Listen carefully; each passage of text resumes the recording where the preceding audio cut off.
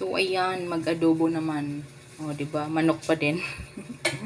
Ayan, mag-adobo naman tayo ngayon. Ayan, ito ng ating ingredients. Then, manok. Ayan, painta tayo ng kaldero. Ayan. Lagyan ng i-bash yung kaldero namin.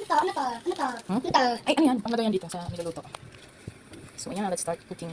So, ayan, ilit na yung ating kaldero. Ayan, lagyan natin ng mantika. Ayan, o. Check out lang sa aking yellow basket kung gusto nyo ng ganito. Ayan, hindi siya natatapon. Tapos pag i-press mo, saka lang siya lalabas. O, diba? Ang syala, o. So, hindi siya yung basta-basta magtapon-tapon. Ayan. Sino nang bili? Lagyan natin yung ating bawang siguro. Sinasabay ko lahat. Hindi ko alam yung sino ang dyan sa dalawa. Ayan, balong na. Lagyan natin yung ating chicken. Ano to? Chicken sa tawag dito. Patay balong naman yung pinakahalo ko. Ayan. Sama-sama na ito. Ayan. Bango. Tapos, magic sarap yan. Lagyan natin. Para may magic sarap. At yung ating syempre ang ating mamasitas, baka naman, yan, oyster sauce. Yan. Sarap siya pag ilagay sa adobo. Ayan, try nyo siya.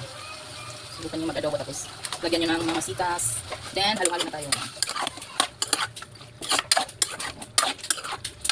Ayan, wala din. Ano naman natin ito? Patawag dito? Pakupsan na yun. Ayan, palabasin muna natin yung mantika ng manok. Then, saka natin lagyan ng puno suka. So, ayan, habang hintay natin yung ating adobo, ayan. Maglinis-linis muna tayo dito.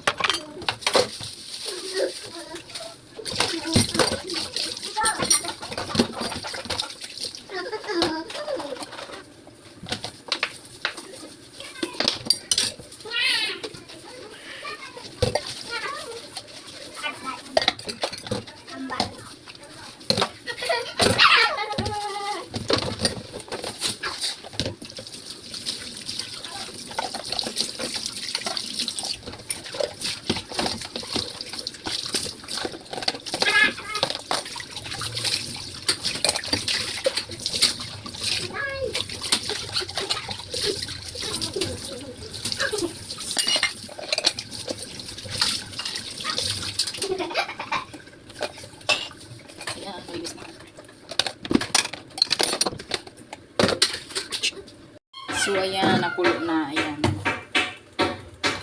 Siyempre, hindi kompleto yung adobo natin kung walang toyo, suka, ayan. Check out lang sa yellow basket. Ang ganda ng lagayan. Ayan.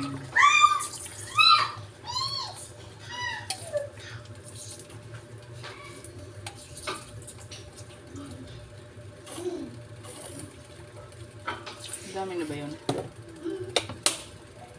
Siyempre, suka.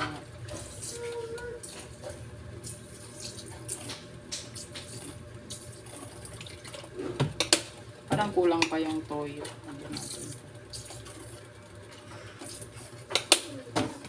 Siyempre, pag nagla-adobo ako, nilalagyan ko talaga ng asukal. Para may pang-balance. Kunti lang.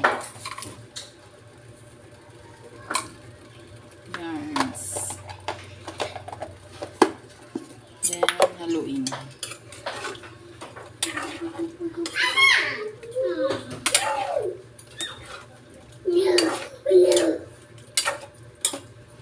Then, takpan. And another pakulo. Yan. Another pakulo. Another, ano na naman. Then, pag natuyo-tuyo na siya, yan. Okay na yan. Sarap na niya. Yan ang ating adobors. Yan, masabaw. So, masarap yan. Yan. Dahil may ulam na yan. Sasaing naman tayo.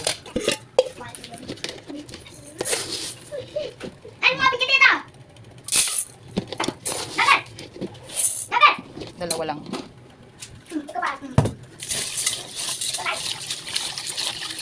Dito na rin ako kumukuha ng sabaw dito kasi may filter naman siya.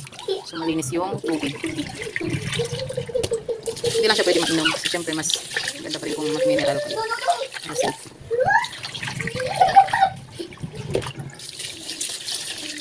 yan, magsain na.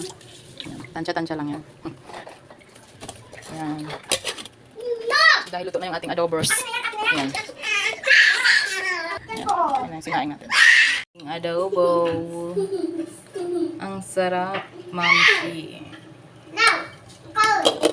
ubos na naman ang isang kalderong kanin.